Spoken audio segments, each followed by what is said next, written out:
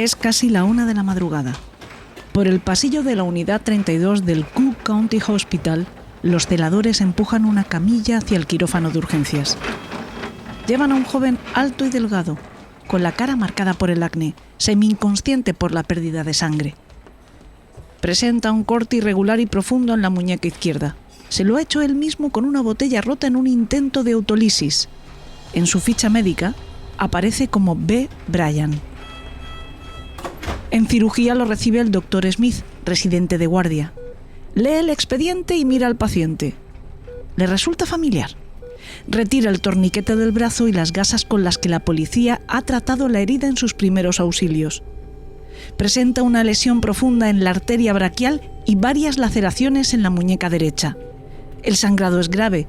Smith calcula que ha perdido alrededor de 1,5 litros de sangre. Ahora echa suero para limpiar el corte y busca los bordes por donde suturar. Conforme el líquido arrastra la sangre y deja ver la piel, también empieza a verse un tatuaje. Texto, algo escrito. B, O, R, N, Born to Rise Hell. El Dr. Smith recuerda de inmediato dónde ha visto antes a su paciente. En la portada del periódico, bajo el titular, ponen nombre al asesino de 8 enfermeras. Esa misma mañana han publicado su foto, una descripción de ese tatuaje y su verdadero nombre, Richard Speck. El médico le pregunta al paciente cómo se llama. En el fondo, no espera que le diga la verdad, pero se equivoca. Richard Speck. Smith cerró la herida con 5 puntos, ordenó que le transfundieran 1 litro de sangre y salió a avisar a la policía. Un rato más tarde, cuando volvió a verle en su ronda, el hombre, bastante recuperado, preguntó al médico: Doc, ¿vas a cobrar la recompensa de los $10,000? Y así fue como Richard Speck, el hombre que según William Martin, el fiscal que lo procesó, lo cambió todo poniendo fin a una era de inocencia, se atrapó a sí mismo.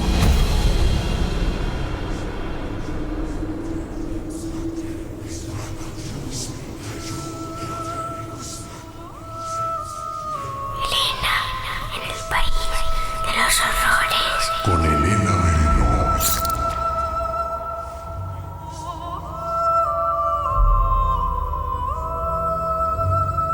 Hola, ¿qué tal están? Sean todos muy bienvenidos a este nuevo episodio de Elena en el País de los Horrores. El segundo que vamos a dedicar a este criminal cuya carrera asesina es tan explosiva y brutal como breve. En una noche mató a 8 jóvenes enfermeras, compañeras de residencia, sin ninguna razón, ensañándose en la violencia y agrediendo sexualmente además a una de ellas. Tenía 24 años, un largo historial delictivo que comenzó a los 13 y era sospechoso de otras 3 violaciones y un asesinato anterior. La policía tardó unas 24 horas en identificarle y pocas más en arrestarle, aunque fue, como ya les estoy contando, él solo quien se metió en la boca del lobo cuando tuvo que ser atendido en el hospital por un intento de suicidio. Ya ven que efectivamente es una carrera criminal tan intensa y meteórica como afortunadamente fugaz, de la que ya les hablamos extensamente en nuestro episodio anterior. Lo dejamos justo donde lo encontramos hoy, en la camilla de urgencias, donde 2 detectives lo han identificado y lo han detenido tras la llamada del Dr. Smith. Y ahí es donde retomamos nuestra historia. Sobre las 4 de la mañana lo trasladaron en ambulancia al hospital prisión de Bridewell. Allí lo ingresaron en una habitación del 3er piso y, siguiendo el protocolo habitual para pacientes con riesgo suicida, lo sujetaron a la cama con correas de cuero. Permaneció sedado, débil por la hemorragia y por los fármacos, incapaz ni siquiera de incorporarse durante los 2 siguientes días. El lunes estaba todavía demasiado debilitado para que la policía pudiera enfrentarlo con la única superviviente, con corazón amurao, pero el martes fue ella misma quien acudió al hospital. Se detuvo en el umbral de la habitación sin cruzar la puerta y desde allí lo observó tendido bajo las sábanas, con el brazo vendado y las esposas aún puestas. Lo reconoció sin dudar.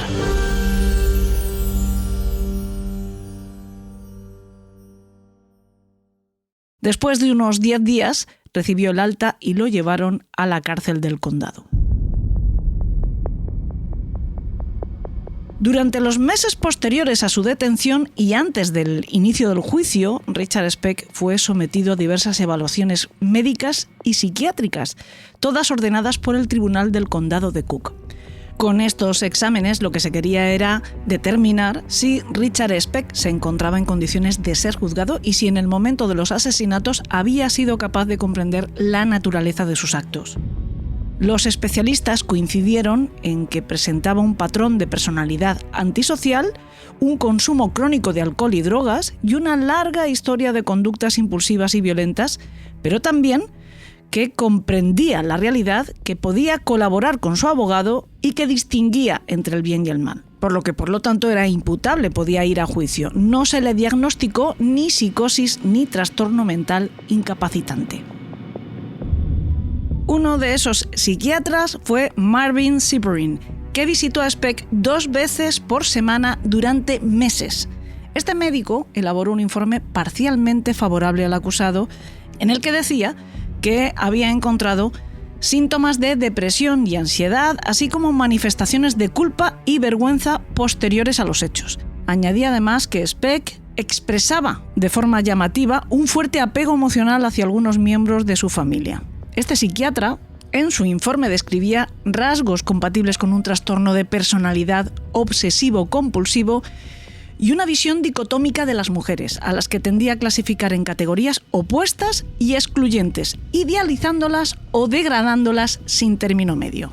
Además, en ese informe le diagnostica de algo que bautizó como síndrome cerebral orgánico, algo que atribuía a las lesiones sufridas durante la infancia y la adolescencia, pero sin concretar ni aportar pruebas clínicas precisas.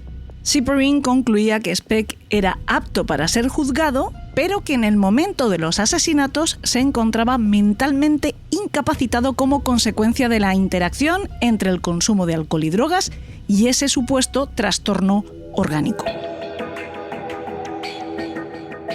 En cualquier caso, la opinión de este médico finalmente no fue considerada porque poco antes del juicio las partes descubrieron que estaba escribiendo un libro sobre el paciente y que por lo tanto tenía intereses económicos en el caso. Por cierto que su libro, Born to Rise Hell, The Untold Story of Richard Speck, es uno de los más conocidos y a los más recurridos cuando se estudia este caso. Pasa como con el Helter Skelter del fiscal Vincent Bugliosi cuando se habla de Charles Manson.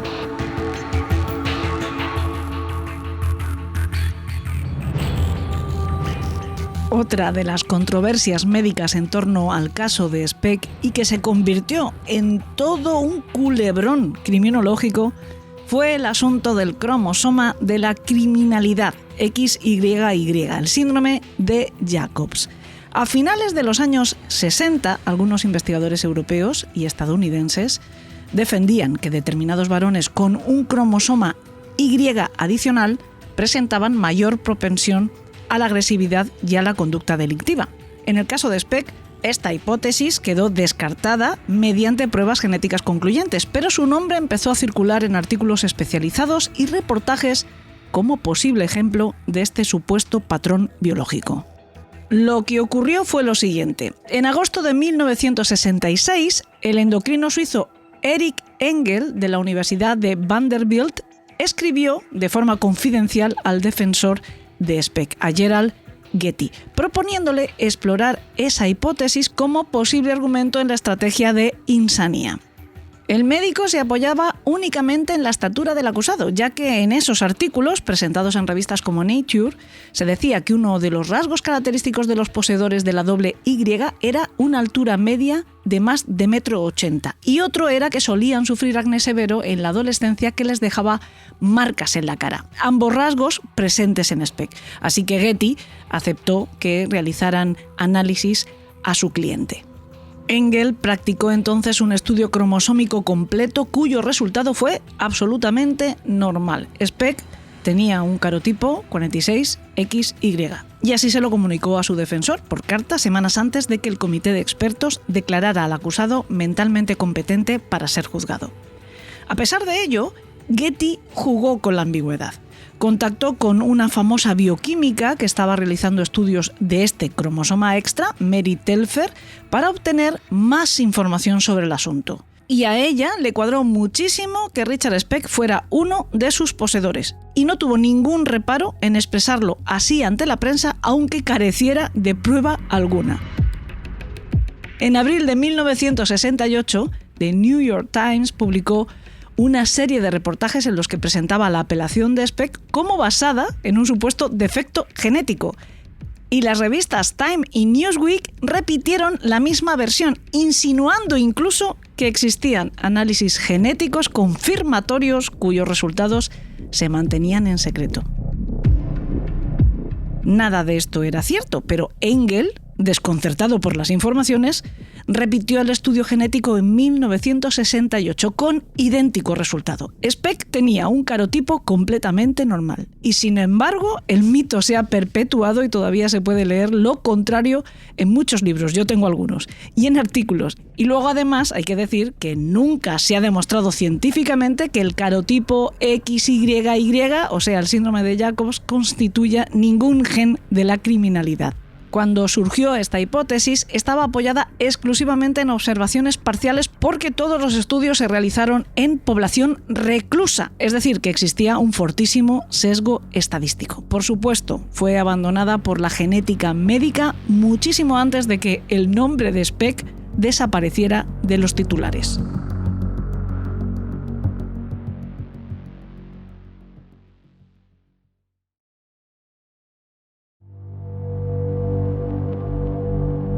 Antes de continuar, una nota rápida para quienes estén cerca y quieran venir a vernos en directo. El 31 de enero estaremos en Mi Patria Chica, en Alicante, por la mañana a las 12 en la tienda de cómics Ateneo y por la tarde a las 6:30 en el Centre Jove José Antonio Cebrián de Crevillent, con una presentación conjunta de la colección En la piel del asesino y THC de Horror Country, el cómic de Manu Carballal y Salvador Larroca.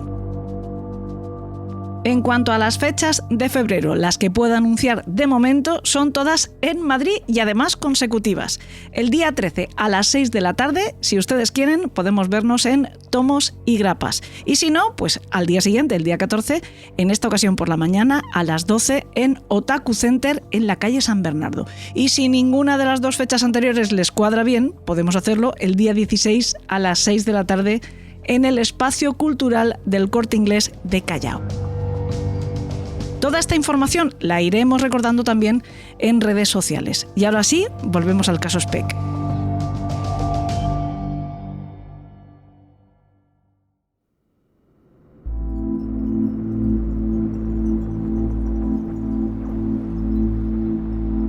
El impacto social que había causado la masacre imposibilitaba la garantía de encontrar un jurado imparcial en el propio condado de Cook, así que el proceso judicial contra Richard Speck se trasladó a la ciudad de Peoria, a más de 200 kilómetros de Chicago. La decisión se adoptó tras una moción formal de la defensa aceptada por el tribunal. El mismo juez que había presidido las diligencias preliminares, Herbert Pasken, siguió al frente del caso pese al cambio de sede y dictó además una orden de silencio dirigida a los medios que les prohibía informar sobre determinados aspectos del proceso mientras se desarrollaba la vista. La selección del jurado fue larga. De las 609 personas citadas inicialmente, solo 50 superaron el primer filtro y tras casi 6 semanas de interrogatorios individuales, el 30 de marzo de 1967, quedaron designados 12 hombres y mujeres. Speck asistió a todas las sesiones preliminares sin mostrar reacciones visibles ante las preguntas ni ante la presencia de los familiares de sus víctimas.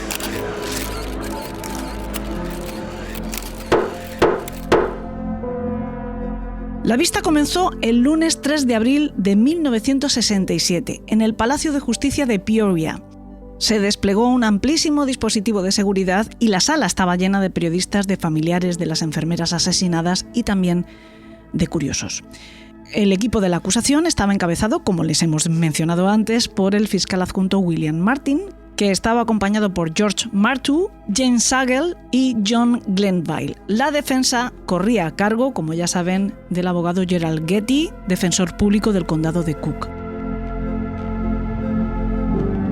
En su alegato inicial, la Fiscalía dedicó más de una hora a reconstruir de forma cronológica la noche del 13 al 14 de julio de 1966, describiendo con detalle cómo Speck entró en la vivienda de East 100th Street, retuvo a las jóvenes durante varias horas y las fue sacando una a una para asesinarlas en distintas habitaciones de la casa. Varias de las pruebas presentadas en la instrucción quedaron fuera del juicio por defectos de procedimiento, entre ellas el arma recuperada y determinadas prendas de vestir que estaban manchadas de sangre. Esto obligó a centrar el peso del caso en los indicios técnicos, como las huellas dactilares, y en el testimonio de la superviviente.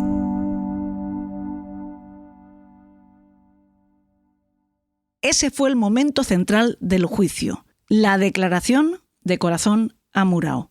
La enfermera permaneció varias horas en el estrado relatando la irrupción de Speck en la casa, las amenazas con el cuchillo y la pistola, la forma en la que fueron atadas ella y sus compañeras con trozos de sábana y el orden en el que el resto de chicas fueron sacadas de la habitación para no regresar.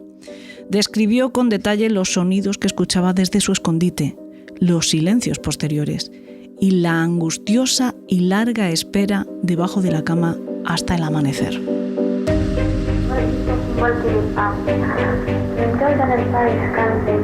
Cuando el fiscal le preguntó si era capaz de identificar al hombre que entró en la vivienda, Amurao se levantó del asiento, caminó hasta situarse a pocos centímetros del acusado, lo señaló con el dedo y dijo tajante: "Este es el hombre".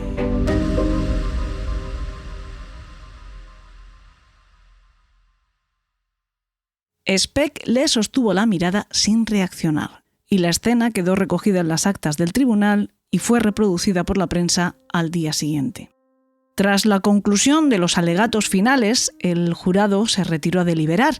El 15 de abril de 1967, después de tan solo 49 minutos, regresó a la sala y emitió un veredicto.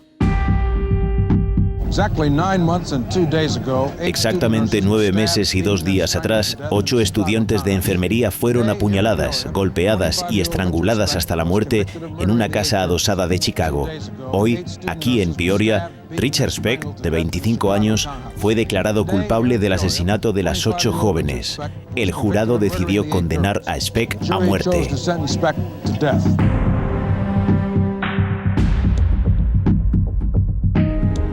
Ese mismo día, el juez Pasken dictó sentencia de muerte por electrocución, fijando su cumplimiento en la Penitenciaría Estatal de Illinois, aunque concedió también una suspensión automática a la espera de los recursos.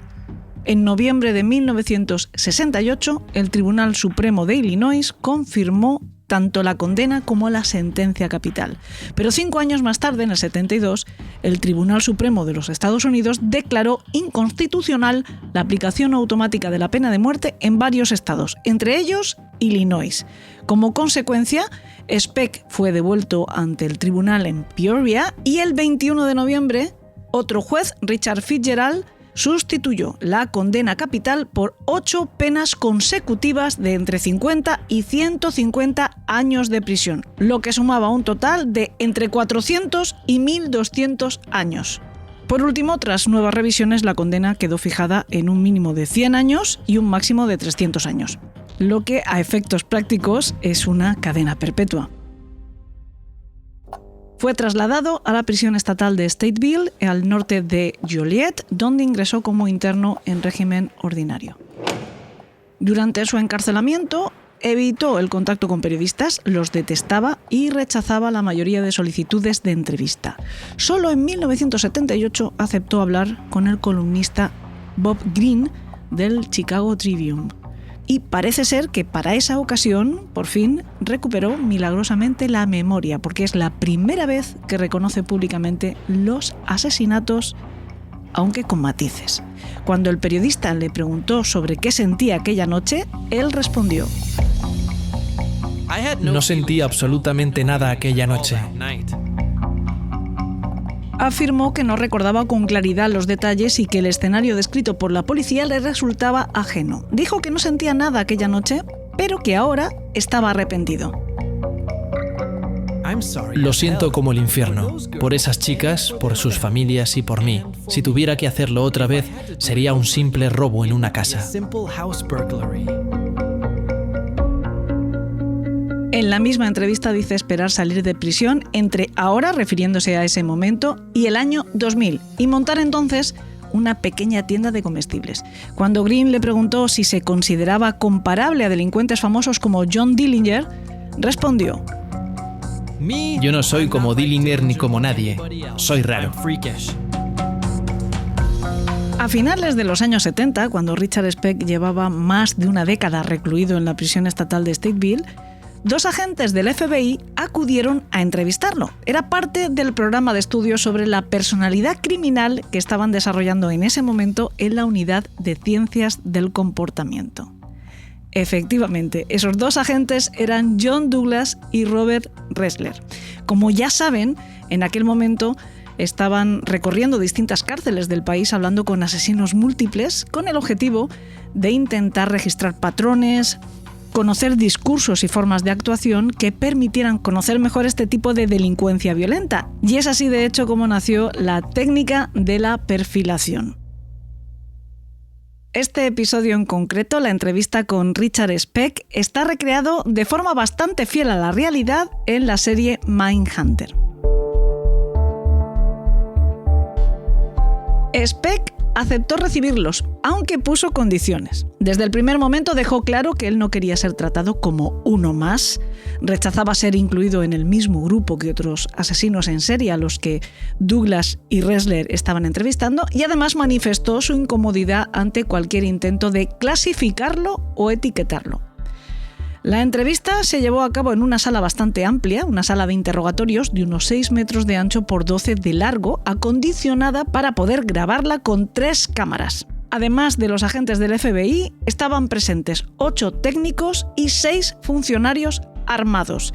Douglas había solicitado que retiraran las esposas de Speck, lo que llevó a la dirección del centro a reforzar el dispositivo de seguridad ante la posibilidad de que el preso reaccionara con violencia. Cuando Speck entró en la sala, se sentó sin ni siquiera saludar. Evitó mantener contacto visual con ninguno de los presentes y se comportó como si ni siquiera estuvieran allí, como si los visitantes no existieran. Durante varios minutos permaneció en silencio. Simplemente miraba para un lado, miraba para el otro, se ponía a hojear distraídamente unos papeles. Claro que no tenía ni idea de con quién se batía el cobre. Douglas y Ressler, a esas alturas, ya estaban bastante curtidos en esas lides. Se dieron cuenta enseguida que con esa actitud Speck lo que pretendía era marcar el territorio psicológico de la entrevista y obligar a los demás a adaptarse a él. Para romper esa dinámica, Douglas se dirigió en voz alta a uno de los supervisores penitenciarios presentes y comentó, como si Speck no pudiera oírlo: ¿Sabes lo que hizo este tipo? Se cargó a 8 chochitos y algunas eran muy guapas. Nos privó a los demás de 8 tías buenas. ¿Te parece justo? Speck, que como les digo hasta ese momento había estado ignorándoles deliberadamente, levantó la cabeza, los miró por primera vez, soltó una carcajada y respondió: Estáis locos de remate, joder. Debe ser una línea muy fina la que os separa de mí. ¿Cómo demonios te tiraste a 8 mujeres a la vez? ¿Qué comes para desayunar? No me las tiré a todas. Esa historia se salió de madre. Solo me tiré a una. ¿A la del sofá? Sí. Fue a partir de ese instante cuando, para el psicólogo del FBI, la entrevista comenzó de verdad. Obviamente, el perfilador había jugado con la psicología de Speck y había ganado. Supuso que, adoptando su mismo idioma, poniéndose a su altura, conseguiría romper la barrera que separaba a ambos. Y acertó. Todo eso pese al rotundo rechazo que su compañero Ressler sentía ante esas técnicas. Douglas señala en su libro Mindhunter que durante toda la entrevista Speck se mantuvo plano, a la defensiva y muy difícil de penetrar, y que la única reacción emocional auténtica que percibieron fue cuando le preguntaron por su familia. Entonces contó que se había casado con una chica de 15 años y había tenido un hijo con ella, y que 5 años después la había abandonado furioso y amargado, y que la única razón para no matarla fue que no se decidió a hacerlo. También afirmaba sin empaque haber matado a muchas otras mujeres, incluida una camarera que rechazó sus insinuaciones. El libro de Douglas recoge otro episodio que nos dibuja muy claramente cómo era la personalidad de Richard Speck. Al parecer, había recogido hacía algún tiempo un gorrión herido y lo había criado en su celda como mascota, alimentándolo a escondidas durante semanas. Cuando los guardias lo descubrieron, como estaba prohibido tener animales, le ordenaron deshacerse de él. Lo que hizo Speck fue matarlo aplastándolo con el puño delante de ellos y después arrojar el cuerpo a un ventilador encendido. El guardia, impactado por su reacción, le dijo: Pensaba que te gustaba ese pájaro. A lo que Speck respondió: Sí, pero si no lo tengo yo, no lo tendrá nadie. Esta historia le valió el sobrenombre de Birdman, hombre pájaro, como lo conocían en la cárcel. Estuvo en Stateville durante casi 2 décadas, alojado en distintos módulos del complejo sin recibir ningún beneficio penitenciario ni permisos especiales. Se le negó la excarcelación en todas las comparecencias ante la Junta de Libertad Condicional, desde 1976 hasta 1990, algunas de ellas tras deliberaciones de apenas unos minutos. Los informes penitenciarios y los testimonios de los funcionarios describían a Speck como un interno reservado, con escaso contacto social, tendencia al aislamiento y rutinas repetitivas. Bueno, pues en algún momento, nosotros lo haremos dentro de unos minutos, se descubrirá que nada más alejado de la realidad. Pero vamos, hasta ese momento, oficialmente, lo que hacía Richard Speck era pasar largas horas escuchando música en su celda en una radio portátil, coleccionar sellos y solicitar pequeños objetos de uso cotidiano al alcaide como camisas limpias o material de escritura. El propio director del centro llegó a definirlo en una ocasión como un gran don nadie cumpliendo condena. Pero a finales de los 80, el nombre de Richard Speck volvió a la actualidad informativa por un motivo ajeno a los tribunales. Resulta que en algún momento de 1988, dentro del propio centro penitenciario, varios internos grabaron de forma clandestina una serie de cintas de vídeo en una zona no identificada de la prisión. En una de esas cintas aparece Speck. Las imágenes lo muestran sentado en una litera, fumando, inhalando cocaína y enseñando billetes de $1 a la cámara. Solo lleva puestas unas bragas de mujer y unos calcetines.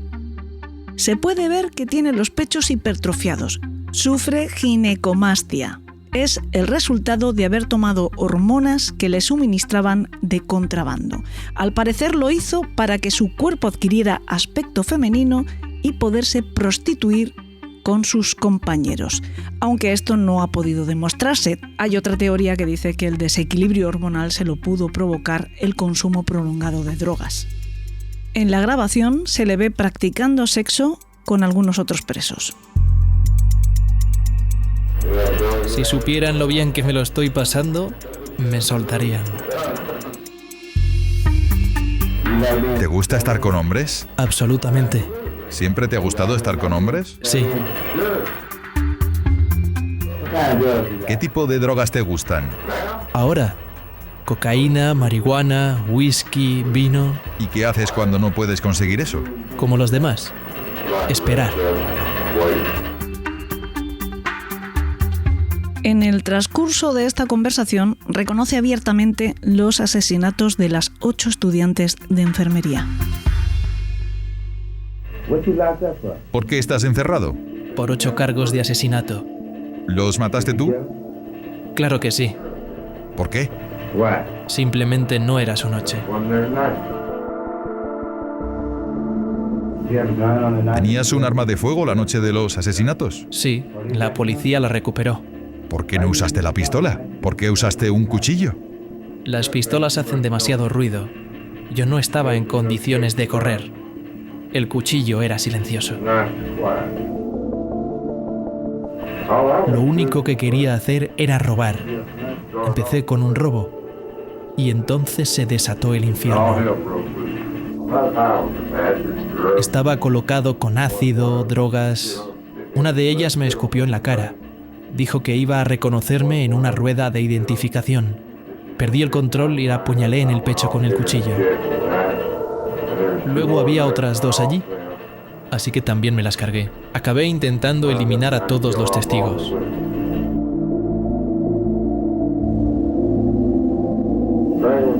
Estrangular a una persona no es como lo que ves en la tele.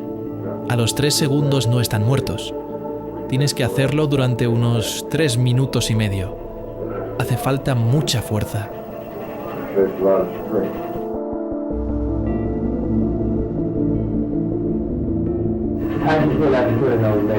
¿Cómo te sentiste después de matar a todas esas mujeres? Como siempre me he sentido. No siento nada. Si preguntas si me arrepentí, no.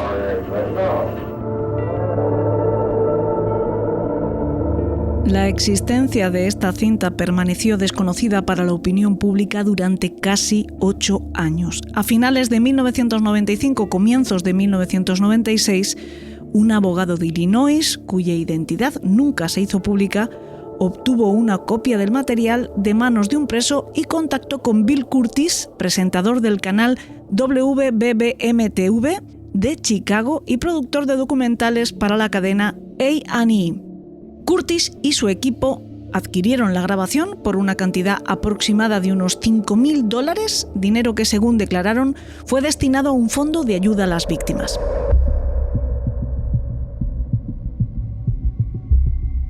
En mayo de 1996 emitieron algunos fragmentos del vídeo en el programa Investigative Reports y en los informativos nacionales. Estas imágenes causaron un impacto inmediato, y no solo por el contenido, no solo porque la gente pudo ver la confesión informal de Speck, o a presos consumiendo drogas y manejando dinero en efectivo o manteniendo relaciones sexuales, sino por todo lo que revelaban sobre el funcionamiento interno de una prisión de máxima seguridad. El fiscal general de Illinois, Jim Ryan, anunció que iba a abrir una investigación criminal que incluía no solo el caso de la cinta de Speck, sino otras denuncias paralelas sobre la corrupción en el sistema penitenciario, como por ejemplo relaciones sexuales entre funcionarios y reclusas en la prisión de White, o el control de redes de tráfico de droga desde dentro de la prisión por parte del líder de una banda callejera de Chicago llamado Larry Hoover. Al mismo tiempo, la Cámara de Representantes de Illinois inició una serie de audiencias parlamentarias sobre el estado de las cárceles. Durante meses comparecieron funcionarios, antiguos empleados y expertos en criminología. Se formularon acusaciones sobre el control de módulos por bandas organizadas, sobre el pago de favores sexuales como forma de protección y sobre la entrada sistemática de contrabando en los centros. Las investigaciones consiguieron que se realizasen una serie de reformas administrativas. Consiguieron que se reforzasen los controles de acceso, que se eliminaran las visitas con contacto físico en centros de máxima seguridad, que se incrementaran los registros con perros detectores de droga y que se enviara a internos considerados especialmente conflictivos a prisiones específicas.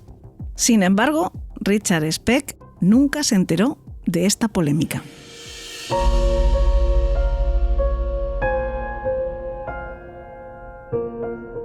El 5 de diciembre de 1991, un día antes de cumplir 50 años, falleció en su celda de Stateville. Es decir, que cuando la cinta salió a la luz, llevaba casi un lustro muerto. El día de su muerte, Richard Speck había sido trasladado desde la prisión hasta el hospital Silver Cross tras quejarse de fuertes dolores en el pecho y náuseas. El forense del condado se hizo cargo de la autopsia de su cuerpo y dijo que presentaba agrandamiento del corazón, enfisema pulmonar y arterias coronarias obstruidas, lo que provocó el infarto que causó su muerte. Después de su fallecimiento, el doctor Jan E. Lesma, neuropatólogo del Instituto de Neurocirugía de Chicago, también analizó su cerebro. Detectó anomalías estructurales visibles y poco comunes. El hipocampo, que es la región vinculada a la memoria, y la amígdala, que está implicada en la regulación de la ira y de otras emociones intensas, aparecían superpuestas y con los bordes difusos y mal definidos. Lesma extrajo muestras seriadas de tejido y las mostró a varios colegas que coincidieron en calificarlas como totalmente inusuales. Las muestras fueron enviadas después a un neurólogo de Boston para una segunda evaluación, pero se perdieron o fueron robadas durante el traslado, por lo que no pudo realizarse un análisis independiente que confirmara estos hallazgos. Por este motivo, las conclusiones de Lesma nunca alcanzaron carácter definitivo. No obstante, otro neurólogo, John R. Hughes, antiguo director de la Cátedra de Epilepsia Clínica y colega de Lesma, examinó las fotografías que éste había tomado durante la autopsia y declaró: «Nunca he visto algo así en la historia de la neurología». Hughes atribuyó la conducta homicida de Speck a una combinación de factores: las anomalías cerebrales observadas, la violencia sufrida durante su infancia, especialmente por parte de su padrastro alcohólico, el entorno violento en el que creció en Texas y el consumo crónico de alcohol y drogas.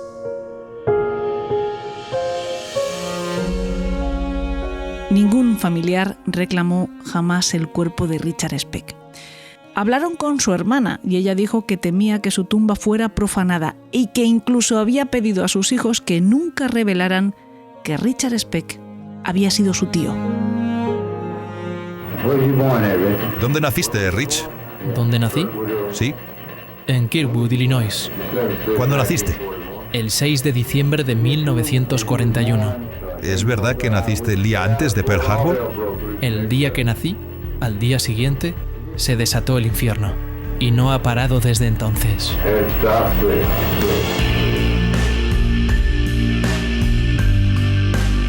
Parece que Richard Speck sí creía finalmente en sus propios designios, nacido para desatar el infierno. Muchas gracias por escucharme. Nos vemos en alguna de las muchas presentaciones que vamos a hacer a lo largo de toda la geografía española de THC, de Horror Country, el cómic de Salva La Roca y Manu Carballal, o si no, la semana que viene en el mismo lugar a la hora que ustedes quieran. Hasta entonces, que tengan dulces sueños.